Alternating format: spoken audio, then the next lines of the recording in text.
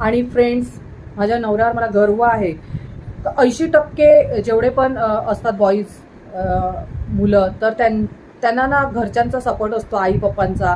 आणि आई पप्पांची जायदाद वगैरे असते, स्वतःचं घर असतं. तर एवढं त्यांच्यासाठी इझी झालेलं असतं का हा चल घर आहे, आई पप्पांची प्रॉपर्टी आहे, तर त्या मुलांना जास्त टेन्शन नसतं आणि त्यांना इझिली ते काही करू शकतात, पैसे जमवू शकतात.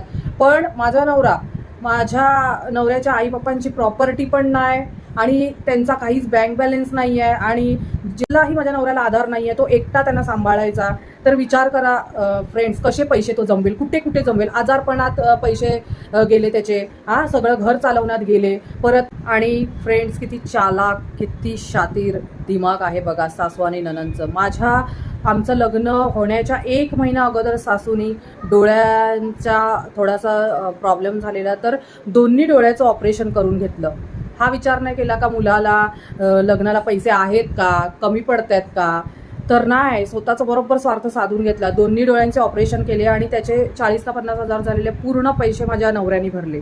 मग हिची मुलगी एवढी दाखवते ना, उडून आम्हाला दाखवते, मी देते सगळ्या याच्यात अर्धा पैसा. मग या ऑपरेशनच्या याच्यात अर्धा पैसा झाटू तुम्ही का नाही दिला? हरामी, तुम्ही या ऑपरेशनच्या, दोन्ही ऑपरेशन झाले आईचे, सगळा फायदा तू करून घेते, मग ह्याच्यात पैसे का नाही दिले भावाला तू अर्धे? हलकट ननंदबाई, तुलाच जास्त फायदा होता आयशीचा, तुलाच आई जास्त प्रेम ओवाळून टाकत होती. तुझं सगळं जेवण वगैरे, परत मुलगीला शाळेतून वगैरे आणायचं, तर तुझं ठरलेलं का अर्धे पैसे द्यायचे, मग भावाला का तू अर्धे दिले नाही? आईला तर दाखवते मीच सर्व खर्च करते, मग याच्यात का अर्धे दिले नाही? चोर. आईचं डोळ्याचं ऑपरेशन केलं तर बिलात जाऊन का बसलेली घाबरू? शाणी लुख्खी साली घटिया. मला नको शिकू तू. भाव भोलाय म्हणून तुम्ही जाम लुटलं त्याला, तर बरोबर देवानी तुम्हाला सून दिलंय, तुम्हाला टप्पाईट द्यायला आणि तुमची सगळी वरात काढायला. म्हणून तुम्हाला मी नकोय. जे माझ्यासाठी पैसे ठेवलेले ते या हरामी लोकांमुळे माझ्या नवऱ्यावर अशी वेळ आली की डिलेव्हरीच्या टायमाला पैसे नव्हते.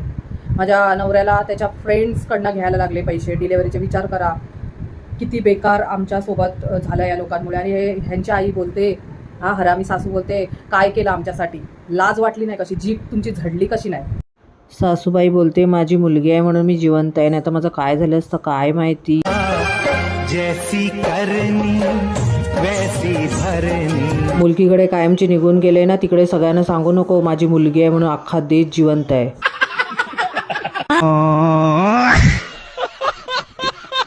लग्न होऊन पण भावाच्या घरात पडलेली, लग्नाच्या आधी पण भावाच्या हिने फायदा करून घेतला आईचा. भावाचं लग्न होऊन पण आईला कायमची आता घेऊन गेली, म्हणजे भावाला काहीच मदत नाही. हरामीला हाकललंच पाहिजे होतं.